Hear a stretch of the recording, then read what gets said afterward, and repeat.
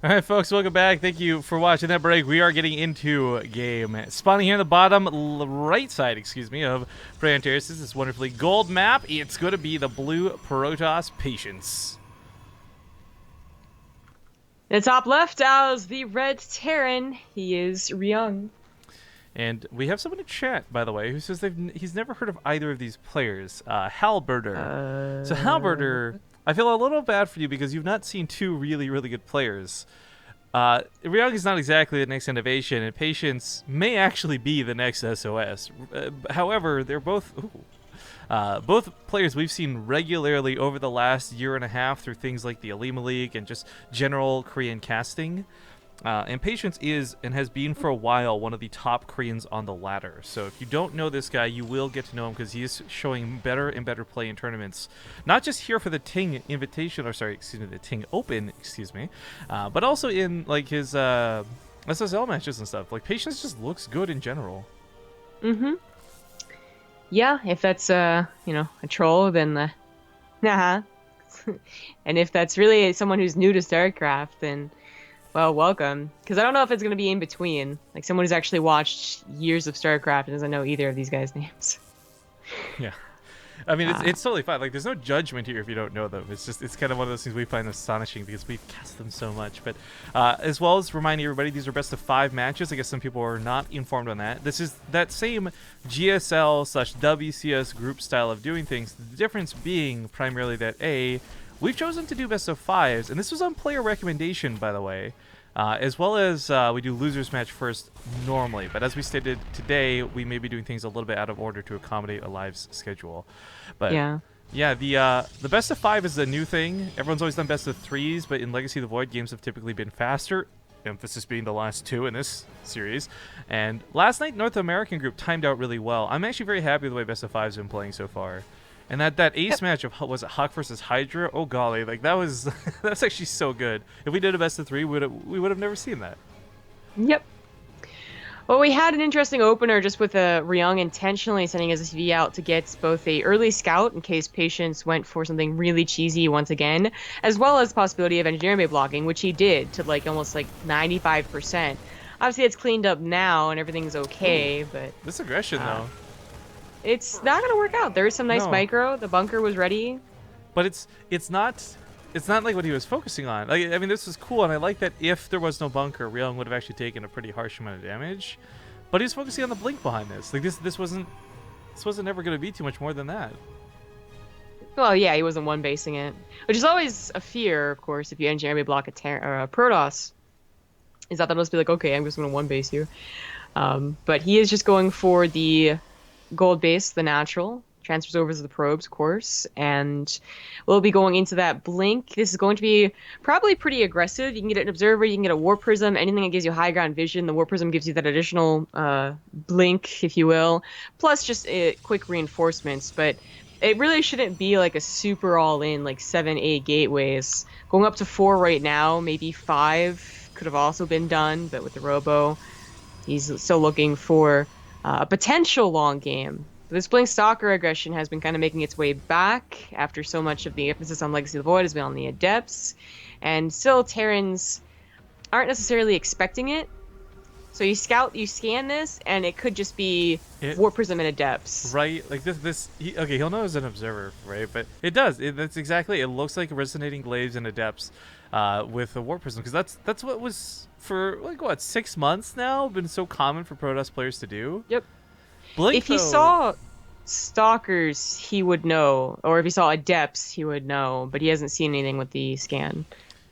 Well, the thing I find really cool about this, and really appealing, is the Warp Prism's gonna add the second layer of blink. That 6-range pickup can actually be pretty phenomenal. We've seen Patience do that against Zerg on Ruins of Ceres. So I'm not sure how well that'll work versus Terran, but again, you use your blink, take it off cooldown, Warp Prism 6 yards back, picks up and drops. He's gonna take it one step further, though, Zombie Grub. Yeah. He is going to 6 gateways total, so more than I anticipated, and going for the Sentry pickup in the Warp Prism is just another layer too. So this is actually kind of odd because there's not any Stalkers. He did put all his first round of production into those Sentries. I imagine he'll warping the 6 stalkers right before going in with the warp prism. There's no cyclone, so the risk of the warp prism going down is kind of small. But there is a large amount of bio, so the actual like potency on this attack might be up in the air. I thought he was going to do the little trick, but it looks like he's just going to go ahead and use these force fields to stop the SCVs from repairing just a frontal attack, which is not usually the goal of a Blink Stalker. No. But it's his goal right now. He will need a Guardian Shield from at least one of these two. Like, the Force Fields are going to be nice, but Guardian Shield this early on makes the Marines do almost nothing to these Stalkers, which will be pretty influential. While this happens, though, Ryung is moving out, and if these two medevacs are gone, it takes away a lot from his home defense. He's going to scout that there's nothing here in the main with the Phoenix. Yeah, Patience might take some damage on the other side of the field, but I feel like Ryung actually needs these at home more. Patience is going to back away, though. If this was maybe twice the amount of stalkers, then definitely yes. But because he was also depending on very much focusing on the sentries and their force field and focusing on the blink, any distraction whatsoever, I guess, wasn't worth the investment of the attack. So unfortunately, he's had to pull back entirely for this. He's not going to take a great fight because it is blink stalkers against bio. And his third was canceled, but it does shoo Ryung away. And Patience is trying to get up to that splash and the disruptors. Well, disruptors, I mean, we kind of talked about this. Like, this was Blink as the opener, but he did put down the robo pretty quickly. If disruptors are going to be a huge factor here, unfortunately, Ryung doesn't have a lot that's going to necessarily deal with them too well. Going back on those sentries for just a moment, too, a lot of what we see to deal with the disruptors is you stim into them, focus them down, and then their shot doesn't matter. But if you've got force fields, that bio can't stim into the disruptor so easily.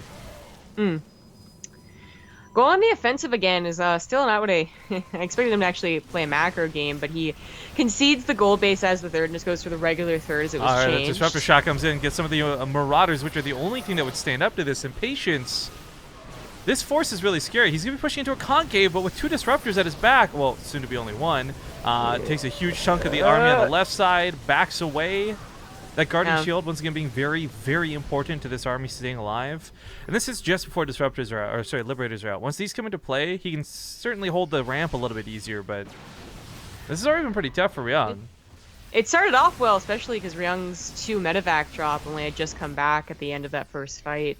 But now the Liberators are out. His upgrades are finishing up as well, going to go up to 1-1 against Patience's 0-0. Disruptors don't care about upgrades, of course, but if that is sniped, the Blink Stalkers are not supposed to do that well against the bio.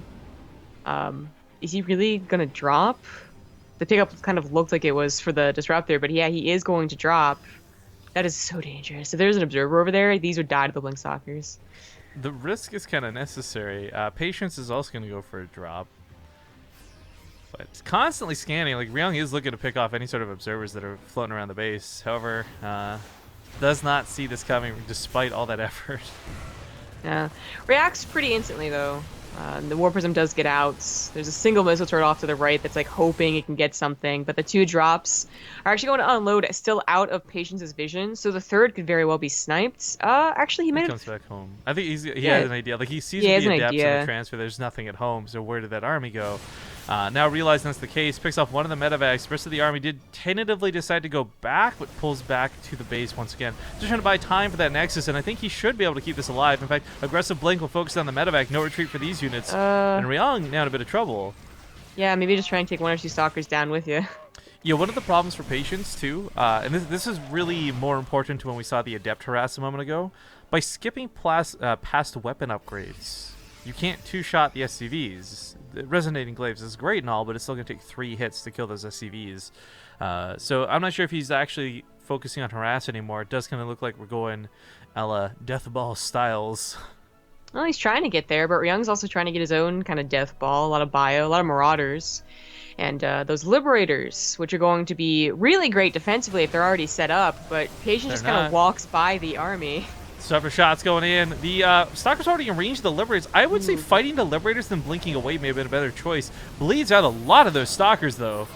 Yeah. Ryung does overextend just a little bit past his medevacs, past his Liberators. But now he's set up well to defend his gold base, which Patience is unable to get. Problem is, he doesn't have to really run away from this. Like, he could actually blink underneath. Like, some of these Liberators are fairly exposed and don't have cover from the rest. But he's not looking to chip away. If he blinks forward, then he can't blink back from the bio, and that's just not worth it, I guess. Yeah. So he has to walk forward, There and then you he go. blinks back. Of course, as the bio gets on this ramp, it's really dangerous with those disruptors nearby. A couple of shots, just picking off marauders even. It is essentially free damage. Mm-hmm. But once again, there's no, you might just go to the main here. So screw it. You know, use your opponent's immobility through the liberators against them. Just, yep, go big blink in the main. Not a lot to stop this army. They can blink away fairly easily. If anything wants to come on the low ground, the disruptors will deal with them. Actually, low ground doesn't matter. Disruptors lifted to the high ground. Yeah, I was gonna say, without the disruptors, the Blink Stalkers would have to leave, but brings the disruptors only 2, and they're on cooldown now. The Blink Stalkers do have to disengage. A little bit of a misblink there, and the poor sentries. But while this goes on, the Adepts, they were transferred south, not north, and pick off some of the SCVs here. Lift off the command center. This is awkward. So close to continuing to killing SCVs, yet so far. He's focusing on the right side, and I don't blame him, but still, you're right. Like, that could have been so many more SCVs killed. Walks through some Liberators, gets a little bit awkward, blinks into them, that means no retreat, but however, the Disruptor shot should cover them. Backs away, and this, despite no upgrades out of Patience, is surprisingly close. Closer, at least, than I thought it would be. Well, one of the other aspects of this is Patience have been leading the bases, so as he takes his double forges later, he's had a lot more money to work with. Ugh. I hate those double forge placements. Me too. This is stupid. But at the same time, I think we are approaching that point in the game where if he were to lose his 4th, he would probably lose the game. So holding on to these forges here versus the main may just be the same level of, like, importance. I guess. Like, either you're going to snipe the 2 forges, you're going to snipe the Nexus. So, I don't know. If he gets all 3, that's going to be tough. Patience was steadily losing out. Like, he was trying to outmaneuver Ryung, and it was so close to working, but Ryung just has such a big army, he could start to spread it out. Lifts his main to his 4th, so no planetary. You'll have to worry about adept harassment. But he should be looking for a main push soon, something that will keep Patience off the thought of harassment entirely and just on the thought of defending. His Liberator count, it's been sniped quite a bit, it's down to only 2. And he also, I guess, was running around so much, he didn't really have that much of an economy to continue making both medevacs and liberators. But now his medevac count is pretty damn good. In fact, it almost looks like he's just done with liberators entirely, which, I don't know about that. There are still disruptors out in play. Yeah, the Adepts are going to get a couple more SCV kills. This really is painful to watch. The +1 armor on the SCVs combined with the lack of upgrades for Patience, just making it so hard to kill. Mm-hmm. The upgrades, though, are like, they're on their way, right? Like, they're both being chronoed here, and it's going to be 2-1 versus 1-1. Ryung did bother to get the +1 vehicle air weapons, so I'm surprised he is continuing to make medevacs. At the rate that he was making them and how many he has, I thought maybe he just give it up entirely in liberators, but the upgrade says otherwise, You get the defense if you're going to really hope to benefit both medevacs and liberators. But this 3rd base actually, has to be lifted. It's actually going to get denied here. Has a ton of mules on it. However, Patience is going to take some damage as well on the back end of this. I'm not sure if he'll turn this into a base trade or if he's going to go back home and try and save it. I don't think saving is going to be the answer. Save the disruptor. Oh, Jesus. If he wants to base trade this, it's risky because it is Terran. Oh, are you serious? And there are rules about not base trading Terran. But Ace 1, Ace 2 if you got it, guys. Orbital does fall. There's only one command center left for Ryung. Meanwhile, other side of the map, there is pretty much nothing at home for Patience whatsoever. And thank God he put those forges over here. Right? He also had a disruptor that was so close to being scouted and just picked off, but actually got a fairly decent hit against 3 marauders. That was frustrating.